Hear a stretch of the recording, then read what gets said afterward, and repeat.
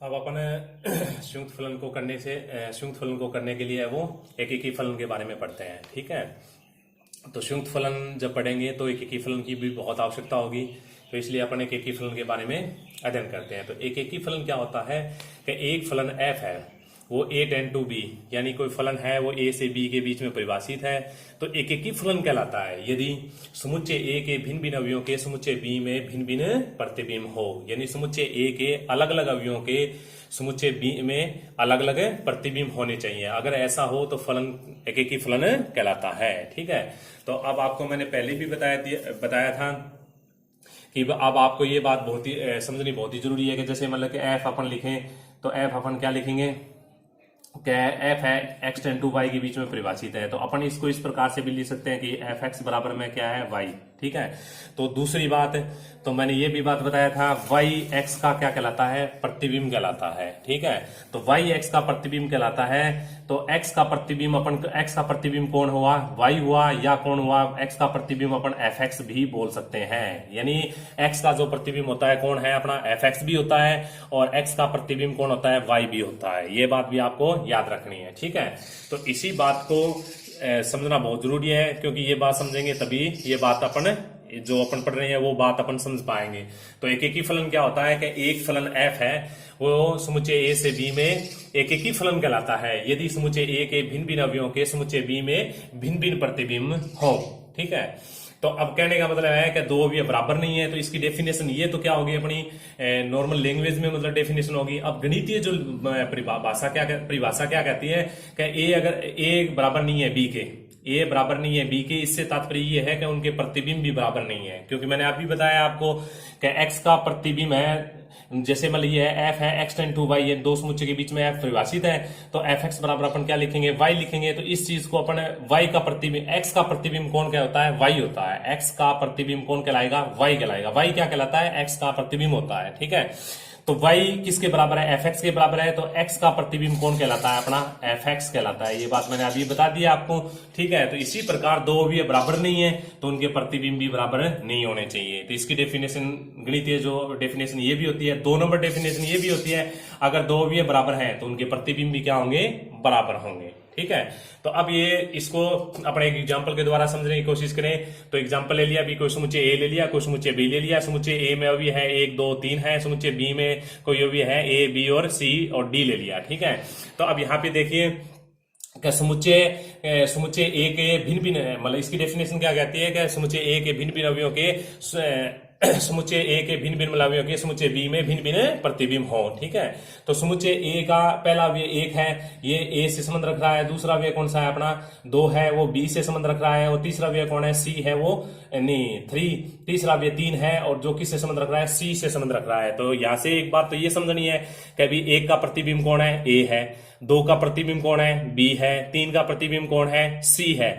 इसी चीज को अपन इस प्रकार से भी लिख सकते हैं कि f1 बराबर कौन है, f1 संबंध रखता है a से, f2 संबंध रखता है b से, f3 है बराबर c लिख सकते हैं। ये इसी बात को ऐसे भी लिख सकते हैं और इस बात को ऐसे भी लिख सकते हैं कि भी क्रमिक युग्म के रूप में लिखें, तो इस प्रकार से भी लिख सकते हैं कि 1 पहले लिखेंगे, बाद में a लिखेंगे, 2 पहले लिखेंगे, b बाद में लिखेंगे, 3 बाद में लिखेंगे, c को 3 पहले लिखेंगे, सी को बाद में लिखेंगे। यानी इस बात से अपन ये बात लिख सकते हैं, इस बात से ये बात भी लिख सकते हैं। उल्टा है कि इस बात से ये बात भी लिख सकते हैं और इस बात से ये बात भी लिख सकते हैं। ये अब आपको आपस में समझनी है। ठीक है, यानी इसी को इस रूप में भी लिखा जा सकता है, इसी चीज को इस रूप में भी लिखा जा सकता है। अगर कोई सवाल हमें इस रूप में दिया गया है तो इसको इस रूप में भी लिखा जा सकता है और इसको इस रूप में भी लिखा जा सकता है। ये बात आपको समझनी है। ठीक है, तो अब देखिए समुच्चय ए और समुच्चय बी है। समुच्चय ए में 3 अवयव 1 2 3 है, समुच्चय बी में ए बी सी डी यानी 4 अवयव है। अब समुच्चय ए का जो पहला एलिमेंट कौन सा है अपना 1 है, 1 किससे संबंध रखता है, ए से संबंध रखता है, यानी इसका प्रतिबिंब कौन है, 1 है। इसका प्रतिबिंब 1 है, इसका 2 का प्रतिबिंब बी है, 3 का प्रतिबिंब क्या है, सी है। यानी ए के प्रत्येक जो भिन्न भिन्न अवयव है, भिन्न भिन्न अवयव है, उनका समुच्चय बी में क्या हो रहा है, भिन्न भिन्न प्रतिबिंब है। ठीक है, तो भिन्न भिन्न प्रतिबिंब है, तो ये क्या है, एकेकी है। एकेकी को अपन मतलब अगर संधि विच्छेद करें तो एकेकी को इस प्रकार से भी समझ सकते हैं कि 1 और 1। ठीक है, यानी समुच्चय ए का एक अवयव समुच्चय बी के केवल एक अवयव से ही क्या रखना चाहिए, संबंध रखना चाहिए। यानी इसका एक अवयव है वो इसके केवल एक अवयव से संबंध रखना चाहिए। ये एक अवयव से संबंध रख रहा है, ये भी एक अवयव से संबंध रख रहा है, ये भी एक अवयव से संबंध रख रहा है, इसका मतलब ये क्या है, एक एक ही है। ठीक है, अब इसी प्रकार दूसरे एग्जाम्पल की अगर बात करें तो ये दूसरा एग्जाम्पल ले लिया मैंने, कोई समुच्चय ए लिख दिया मैंने, ठीक है, और ये समुच्चय क्या लिख दिया मैंने, बी लिख दिया। तो समुच्चय ए में 1 2 3 ले लिया अवयव है, और समुच्चय बी में ए बी सी डी 4 अवयव है। अब देखिए एक है वो किससे संबंध रख रहा है, ए से संबंध रख रहा है, और 2 है वो बी से भी संबंध रख रहा है, और 2 किससे संबंध रख रहा है, सी से संबंध रख रहा है। यानी इसका एक अवयव इसके एक अवयव से संबंध रखना चाहिए। लेकिन यहाँ पे क्या कर रहा है, जो 2 एलिमेंट है, जो एलिमेंट है वो क्या कर रहा है, दो जो एलिमेंट है बी से भी संबंध रख रहा है, और 2 एलिमेंट क्या रख रहा है, सी से भी संबंध रख रहा है। तो यानी इसका एक अवयव इसके 2 अवयवों से क्या रख रहा है, संबंध रख रहा है। इसका मतलब ये फलन क्या नहीं है, एक एक ही फलन नहीं है। ठीक है, अब बात आती है एक एक ही फलन के बाद में कुछ महत्वपूर्ण परिणाम होते हैं जो बहुत ही इंपॉर्टेंट होते हैं। सबसे पहला जो बात है कि यदि फलन कर्मित युग्म के रूप में दिया गया है, तो सबसे पहले तो आपको पता है कि फलन कर्मित युग्म के रूप में मैंने आपको बताया था कि यहाँ पे जो एग्जांपल बताया था इसमें मैंने ये बताया था कि भाई इस चीज को अपन इस रूप में भी लिख सकते हैं और इसको इस रूप में भी लिख सकते हैं। तो ये कौन हो गए, ये सारे के सारे क्या है, ये कर्मित युग्म है। 1a 2b 3c ये क्या कहलाते हैं, अपने कर्मित युग्म होते हैं। ठीक है, तो यदि फलन कर्मित युग्म के रूप में दिया गया है, तो यदि 2 कर्मित युग्म के द्वितीय अवयव समान नहीं है तो फलन क्या होगा, एक एक ही होगा। ठीक है, ये बात आपको याद रखनी है, क्योंकि इस प्रकार से भी कई बार एक एक का पता करना होता है कि जैसे मैंने एग्जांपल के तौर पे ले दिया, ये कर्मित युग्म ले लिया, ये कर्मित युग्म ले लिया, ये कर्मित युग्म, जो ये तीनों लिए हैं मैंने। ठीक है, तो इसके द्वितीय, इसको प्रथम अवयव बोलते हैं, इसको क्या बोलते हैं, द्वितीय अवयव, इसको प्रथम अवयव बोलेंगे, और इसको क्या बोलेंगे, द्वितीय अवयव बोलेंगे, इसको प्रथम अवयव, इसके द्वितीय अवयव। तो ये क्या कह रहा है कि यदि फलन कर्मित युग्म के रूप में दिया गया है, ठीक है, तो यदि 2 कर्मित युग्म के द्वितीय अवयव समान नहीं है, यानी दूसरे अवयव समान नहीं है, ये दोनों समान नहीं है, तो इसका मतलब क्या है, फलन एक एक ही होगा। ठीक है, तो एक तो महत्वपूर्ण परिणाम में ये बात बता दी। अब दूसरा महत्वपूर्ण परिणाम में दूसरी बात बताता हूं मैं आपको, तो बहुत ही इंपॉर्टेंट है कि दूसरी बात ये है कि यदि 2 नंबर बात है, यदि फलन का ग्राफ दिया गया है, यदि फलन y बराबर fx का ग्राफ दिया गया है, y बराबर fx का ग्राफ दिया गया है, ग्राफ दिया गया है, यदि फलन y बराबर fx का ग्राफ दिया गया है, तो x के समांतर, x के समांतर खींची गई प्रत्येक रेखा, समांतर x के समांतर खींची गई प्रत्येक रेखा, खींची गई प्रत्येक रेखा वक्र को अधिकतम एक बिंदु पर काटे, वक्र को अधिकतम एक बिंदु पर काटे, एक बिंदु पर काटे, तो फलन एक एक ही होगा।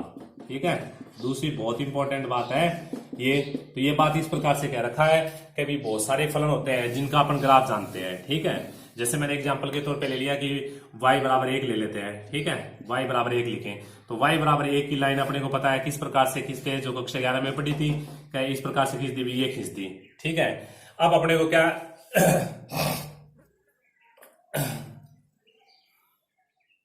ये फलन से ही नहीं, एक ही नहीं है, एग्जांपल ले लिया मैंने, ये एक ही नहीं होगा। अब मैं कोई दूसरा एग्जांपल ले लूं, जैसे मैंने ये ले लिया y इसके बराबर क्या ले लिया, 4ax, ये क्या होता है, एक परवलय होता है, और इसका जो ग्राफ है अपने को पता है कि कुछ इस प्रकार से होता है। ठीक है, अब अपन क्या करें कि ये क्या कह रहा है कि यदि फलन y बराबर fx का ग्राफ दिया गया है, या फिर जो फलन है y बराबर fx है उसका ग्राफ अपन जानते हैं कि उसका ग्राफ मैं जानता हूं कि इसका खींच सकता हूं, इसका ग्राफ ये होता है। तो यदि फलन y बराबर fx का ग्राफ दिया गया है, या उस ग्राफ को आप खींच सकते हैं, तो एक्सेस के समांतर मतलब खींची गई प्रत्येक रेखा वक्र को अधिकतम एक बिंदु पर काटे, तो फलन एक एक ही होगा। तो आप देखिए ये मतलब y स्क्वायर बराबर 4ax है, जो जिसका ग्राफ अपन कक्षा 11 में पढ़ा है कि भी जानते हैं कि ये ग्राफ होता है इसका। अब हमें क्या करना है, एक्सेस के समांतर एक रेखा खींचनी है, कोई भी कहीं पे भी खींच दी, मैंने ये खींच दी, ये खींच दी, ये खींची, तो जितनी भी एक्सेस के समांतर अपन रेखा खींच रहे हैं वो वक्र वो क्या कर रही है, अधिकतम एक पॉइंट पे काट रही है। इसका मतलब ये क्या है, एक एक ही फलन होगा। ठीक है, तो ये भी एक मतलब बात है। अब तीसरी महत्वपूर्ण इंपॉर्टेंट बात ये होती है कि तीसरी आपको भी याद रखनी है कि यदि फलन है वो, यदि फलन है fx, यदि फलन है y बराबर fx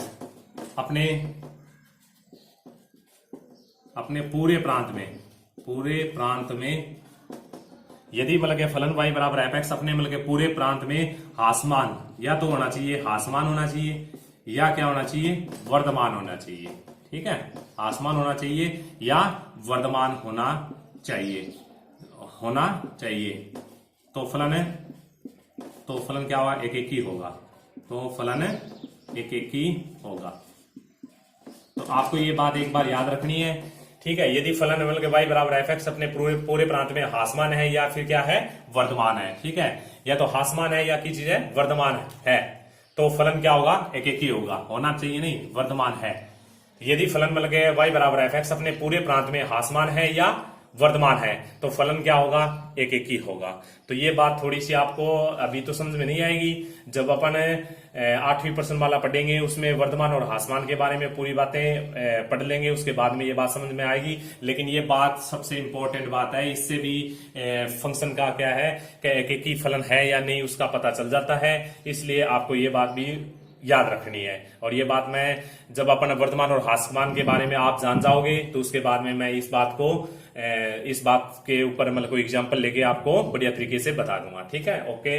और अब अपन क्या है, इसके बाद में जो नेक्स्ट जो वीडियो होगा उसमें अपन सबसे पहले पढ़ेंगे आच्छादक के बारे में भी, आच्छादक फलन क्या होते हैं, फिर अपन कंपोजिट मतलब फंक्शन यानी संयुक्त फलन के बारे में पढ़ेंगे। ओके, धन्यवाद।